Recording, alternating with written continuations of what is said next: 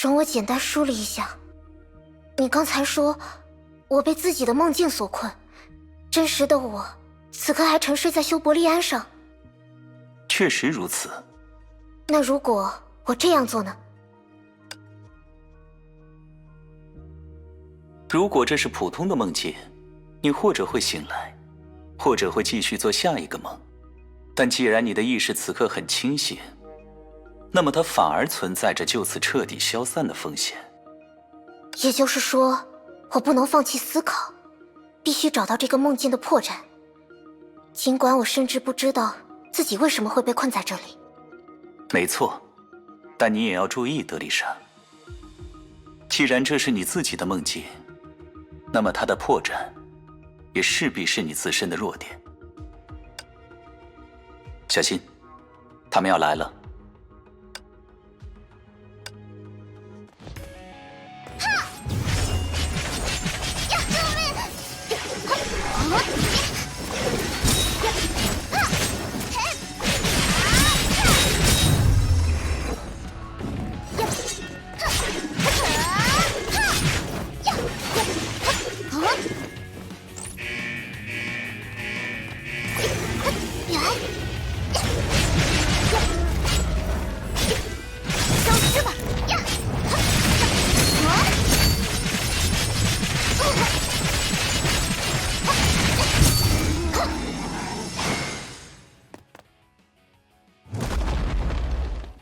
原来如此 ，A 系列复制人和帕凡提。我想，我大概知道这里接下来都会出现什么样的敌人了。比如我吗？抱歉，我不该开这个玩笑。或许你还对此有所怀疑，但我的确是你的同伴。在你的意识深处，奥托·阿波卡利斯有着属于善意的半身，而这个他，或许也可以称为镜子中的另一个你。你身上这种令人讨厌的感觉，倒是和他一模一样。镜子当然难免令人生厌，它并不总是映照出我们喜欢的那些侧面。当然，我不是要为谁开脱什么。对某些人而言，操纵镜子反而是一种驾轻就熟的把戏。回到你关心的正题吧。要瓦解这以圣弗雷亚学园为基础的梦境，遵从它在现实中的瓦解方式，无疑是成功率最高的选择。教条区。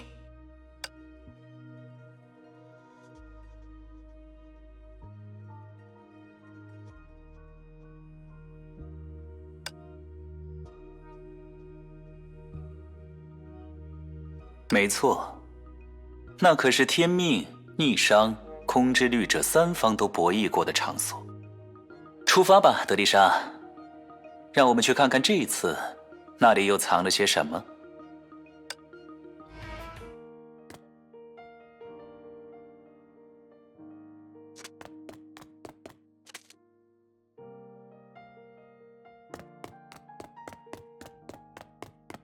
说起来，刚接手这个校园的时候，我其实还挺不喜欢他的。哦，讨厌他沾染了你爷爷的气息？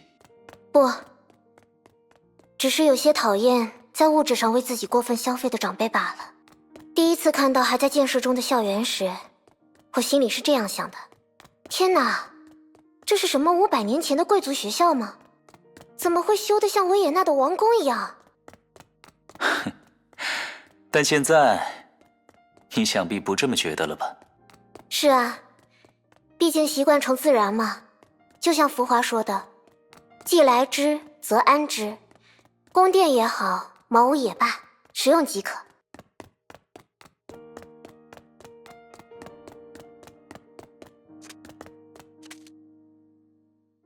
哦，我们到了，圣弗雷亚的中央教堂。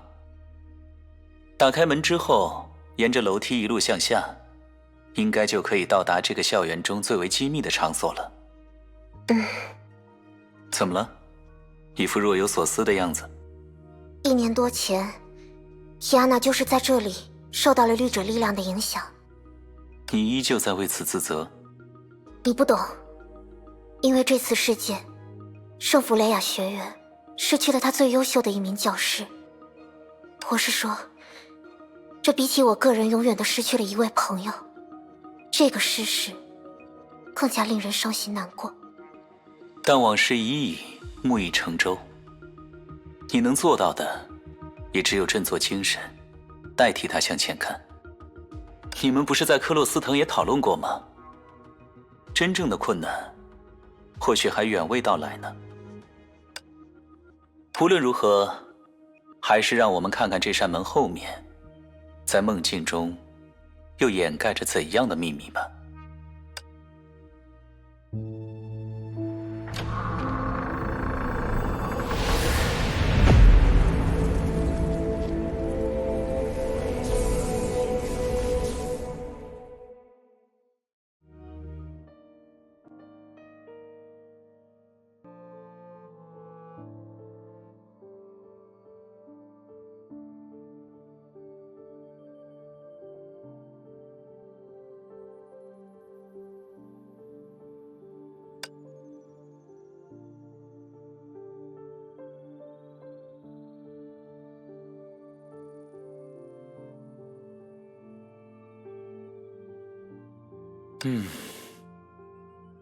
德丽莎，如果有瓶雅文邑的白兰地，我还真想在这里坐下来喝上几杯啊。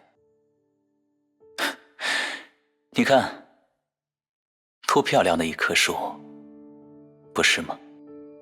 你不是自称我梦中的意识吗？怎么说起话来比本尊还要轻浮啊？德丽莎，幽默有助于身心健康，这方面你还真得向他学习。好了好了，我早该明白你安慰人的方式很特别。那你能不能先告诉我，我们身处的这个地方究竟是脑内的梦境，还是现实中的虚数空间？至少我不认为自己可以仅仅凭借幽兰戴尔的复述，就能在梦境中构筑出如此真实的场所。确实，我们之前穿过了几乎整个圣弗雷亚学院，到那一刻为止，一切毫无疑问的都是你的记忆。但现在我们来到了这里，一个绝不属于你记忆的场所。这要么意味着你现实中的身体已遭虚数侵染，要么意味着你和其他人的梦正在扭结合并。而在我看来，更可能的情况或许是，这两者正在同时发生。于是我开始好奇，修伯利安可是处于月球轨道，对方究竟来自哪里，用什么方式才能干扰到你？他们又为什么要这样做？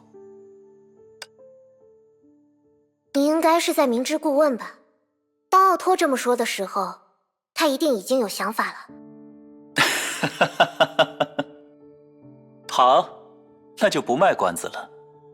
既然我们猜想修伯利安可能正在被虚数空间侵蚀，那么理论上，我们也可以反过来，借此接触到这种侵入的主体。所以，尽管现在的情况扑朔迷离，但这也是我们接触幕后主使的绝佳机会。只不过，这里是漫无边际的沙漠。如果我是迷宫的构建者，我不会愚蠢到给敌人留下一条能走通的后门小径。你不要告诉我，我们唯一能得出的结论是坐以待毙。这怎么会呢？你只是不巧被常识束缚住了想象力而已。想想你体内寄宿着怎样的一只野兽吧，想想它究竟都能吞噬些什么？只是崩坏兽吗？只是崩坏能吗？还是说，只要是虚数造物，就都有可能成为它的食粮呢？你的意思是？对，就是这个反应，德丽莎。不要忘记，你如今的梦也是崩坏的一环。在虚幻彼此交融的地带，你的毗湿奴正是当之无愧的无所不能。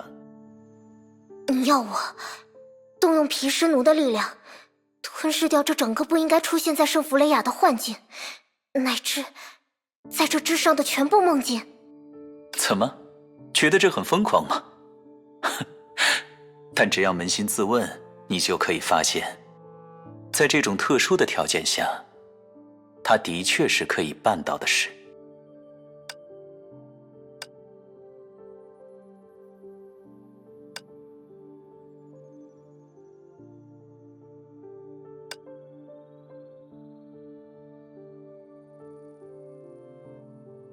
来吧，德丽莎，热身的时间开始了。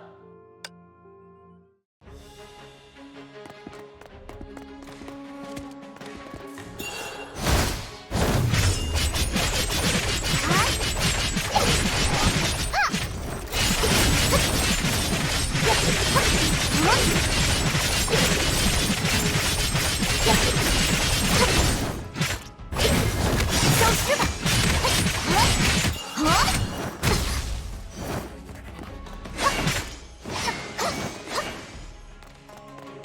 很好，保持住这个势头。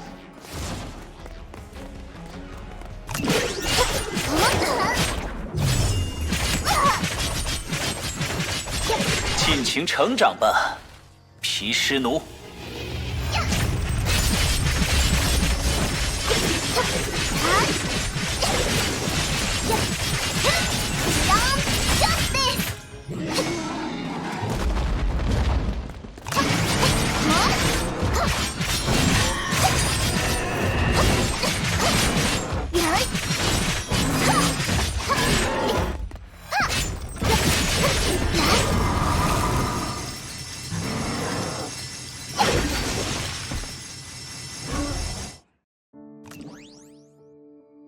干得漂亮，德丽莎。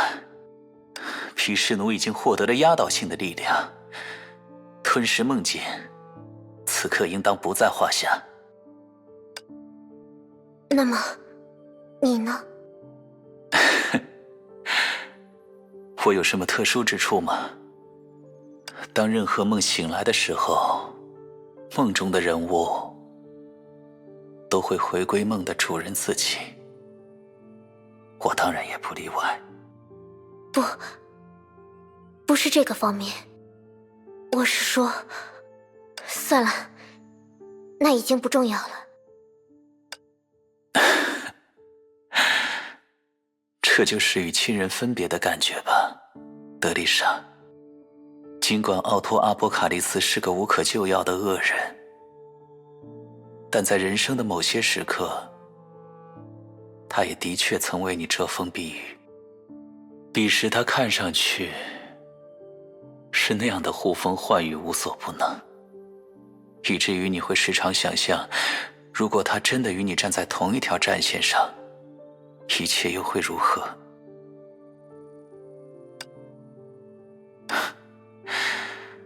德丽莎，人皆如此。当一个人拥有长辈的时候，希望他们能与自己陆力同心是再自然不过的事。但你，不，即使那个真正的爷爷，也终究只是我的一面镜子。当然，我很高兴你有这一份觉悟，而且对他来说，你也是他的一面镜子。他映照出你潜在的恶，你也映照出他潜在的善。亲人、朋友、对手乃至敌人，他们都能帮助我们更全面地认识自己。谢谢了。不过那个真正的爷爷，他才不会这么说呢。当然，那个人终究只是一个不折不扣的愚者罢了。